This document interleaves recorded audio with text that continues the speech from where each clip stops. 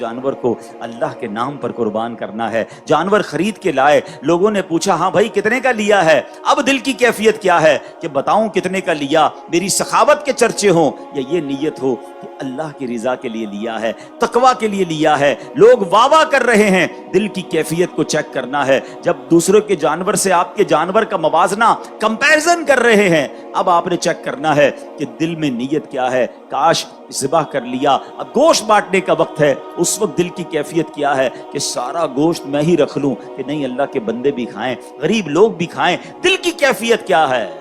تو پتہ یہ چلا کہ یہ سارا فلسفہ ہی کیفیت دل کا ہے, اخلاص ہے کہ نہیں, تقوی ہے کہ نہیں. دوبارہ یہ آیت کا ترجمہ سنیں کہ اللہ نے کیا فرمایا, اللہ کے ہاں ہرگز نہ ان کے گوشت پہنچتے ہیں نہ ان کے خون, البتہ تمہاری طرف سے پرہیزگاری اس کی بارگاہ تک پہنچتی ہے. تو یہ بات ہمیں سمجھنی ہے. ایک اور حدیث پاک سے قربانی کے دن قربانی کا جانور قربان کرتے وقت دل کی کیفیت میں ایک اور اضافہ کرنا ہے. اللہ کے حبیب علیہ الصلوۃ والسلام فرماتے ہیں قربانی کا خون زمین پر گرنے سے پہلے اللہ پاک کے ہاں قبول ہو جاتا ہے. فرمایا فطیبوا بہا نفسا, پس خوش دلی کے ساتھ قربانی کیا. دس از دا کنڈیشن. پہلی کنڈیشن کیا تھی؟ تقوی ہوگا. اللہ کی بارگاہ میں کیا پہنچے گا؟ تقوی. اور اب آپ چاہتے قربانی مقبول ہو جائے, قطرہ پہلا گرنے سے پہلے ہی مقبول ہو جائے, تو وہ کیا ہے؟ خوش دلی. اب کچھ لوگ کیا کرتے ہیں, ارے بھائی پھر قربانی کے دن آ گئے, پھر پیسے خرچ کرنے پڑیں گے, اتنے مال تو ہے کہ قربانی معاف نہیں ہے, خاندان والوں کو بھی تو دکھانا ہے. قربانی پچھلی بار 4 بکرے لایا تھا, اس بار 3 لاؤں گا, پھر بھی لوگ باتیں بنائیں گے. جانور تگڑا لایا تھا, اس بار بھی اس سے اچھا لانا پڑے گا. یعنی اب یہاں پر بوجھ سمجھ کر قربانی کی جا رہی, فارمیلٹی کے لیے قربانی کی جا رہی ہے.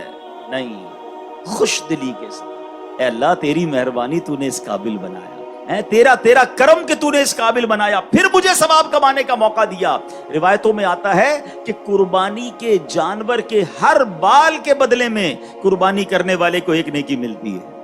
کتنے بال ہوتے بکرے کے اوپر, بکری کے اوپر یا گائے کے اوپر؟ لاکھوں لاکھ نیکیاں. یا اللہ تو نے مجھے کمانے کا موقع دیا. سبحان اللہ, قربانی ہوتے ہی قربانی کرنے والے کے گناہ معاف ہو جاتے ہیں. یا اللہ تو نے پھر مجھے گناہ معاف کرنے کا موقع دیا. بلکہ سچی بات تو یہ ہے بندہ یہ بھی سجدہ شکر ادا کرے کہ اللہ تیری مہربانی, جانور ذبح کرنے کا حکم دیا, حضرت ابراہیم کو تو بیٹا ذبح کرنے کا حکم دیا تھا. اے اللہ تو نے کتنی آسانی کر دی کہ ہم جانور قربان کر رہے ہیں, اس کا گوشت بھی خود کھا رہے ہیں, اور ہماری قربانی بھی قبول ہو رہی ہے, ہمیں اجر بھی مل رہا ہے. ان جذبات کے ساتھ قربانی ہونی چاہیے. اور میں آپ کو ایک اور بات بتاؤں, یہ صرف قربانی میں نہیں, whenever, کبھی بھی زندگی میں آپ کوئی بھی نیکی کریں نا, دل میں خوشی ہونی چاہیے. نماز پڑھ رہے ہیں, بڑا مزہ ہے. روزہ آ گیا, رمضان آ گئی, انجوائے کریں. زکوٰۃ کا ٹائم آ گیا, سجدہ شکر ادا کریں. اے اللہ تیری مہربانی, زکوٰۃ دینے والا بنایا, مانگنے والا نہیں بنایا.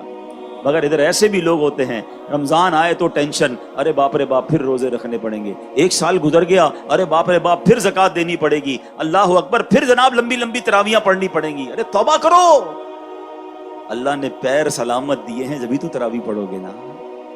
اللہ نے مال دیا جبھی تو زکوٰۃ دو گے.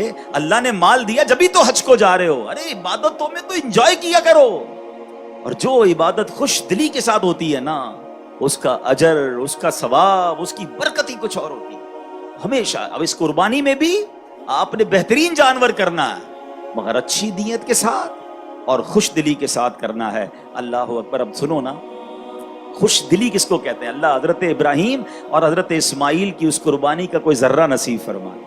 حضرت ابراہیم نے جب خواب دیکھا تھا نا, آپ کو تو حکم دیا گیا تھا بیٹا ذبح کریں, اپنے بیٹے کو لے کے جا رہے ہیں مینا کی طرف.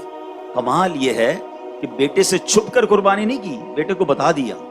آپ نے کہا یا بنی انی ارا فی المنام انی اذبحک فانظر ماذا تری. کہتے ہیں اے میرے بیٹے, میں نے خواب میں دیکھا کہ میں تجھے ذبح کر رہا ہوں, اب تو دیکھ تیری کیا رائے ہے. اللہ اکبر. 7-8 سال کے بچے سے پوچھا جا رہا ہے کہ مجھے حکم ملا ہے کہ تجھے ذبح کرنا ہے, اب تیری کیا رائے ہے. مگر وہ کیسی عظیم ہستی ہیں, ذبیح اللہ ہیں. حضرت ابراہیم نے جب یہ کہا تو بیٹے کے جسم پر جو ہے نا چہرے پہ چمک آ گئی. چہرہ کھل اٹھا، جسم پر کپ کپی طاری ہو گئی۔ حضرت ابراہیم پوچھتے ہیں، اے بیٹے یہ معاملہ کیا ہے؟ تیرا چہرہ کھلا رہا ہے، تیرے جسم پر کپ کپی آ رہی ہے۔ شہزادے کیا کہتے ہیں؟ کہتے ہیں ابو جان میں قربان ہو جاؤں کہ میں اپنے رب کے حضور حاضر ہو جاؤں گا، اس فانی دنیا سے نکل کر میں جنت میں پہنچ جاؤں گا۔ اللہ پاک نے اگر میرے لیے حکم دیا ہے تو اس کا مطلب وہ رب کریم مجھ سے راضی ہے۔ بے شک رب نے جو اپنے پاس نعمتیں تیار کر رکھی ہیں وہ اس دنیا اور جو کچھ اس میں ہے اس سے تو بڑا بہتر ہے۔ سبحان اللہ، میں کتنا خوش نصیب ہوں کہ مجھے اس قربانی کے لیے قبول فرما لیا گیا۔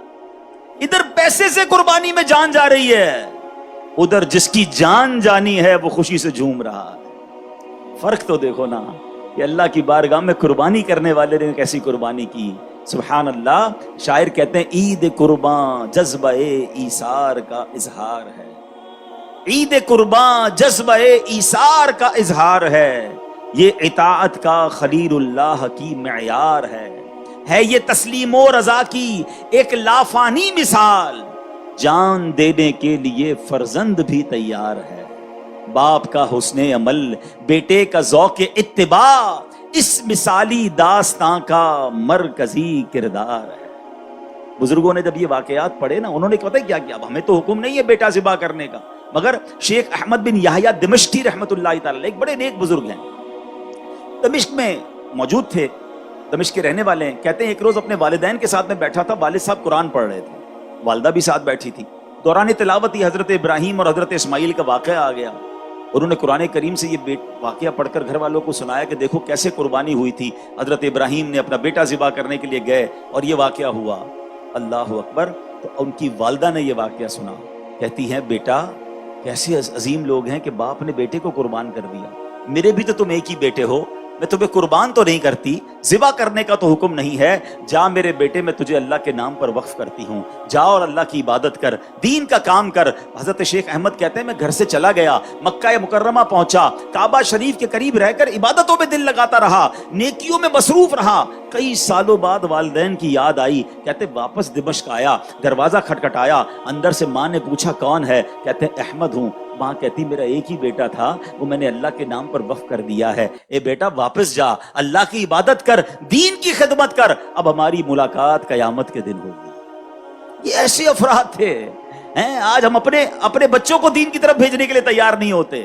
ہمیں کوئی کہے 3 دن کے مدنی قافلے میں چلو، کہتے ٹائم نہیں ہے۔ ارے بھائی 2-3 گھنٹے کے کسی اجتماع میں آ جاؤ۔ آپ کو پتا تو ہے حضرت کاروبار کتنا مصروف ہے، کیسے نکلوں کاروبار سے، دکان پر کوئی اور بیٹھنے والا نہیں ہے۔ اچھا یہی صاحب کبھی ٹورسٹ پر کبھی گھومنے جانا ہو، کئی دن روانہ ہو جائیں گے، مگر دین کے لیے وقت نہیں نکلتا۔ اللہ اکبر۔ یاد رکھیے ایک وقت آئے گا جب موت کا فرشتہ آئے گا نا، دکان سے بھی اٹھا کر لے جائے گا، گھر سے اٹھا کر بھی لے جائے گا، اس وقت اس کو روک نہیں سکیں گے۔ بڑا گہرا جملہ کہنے جا رہا ہوں، اس آخرت کے سفر سے پہلے کچھ ایسے اچھے سفر کر لو جو اس سفر کو آسان کر دے۔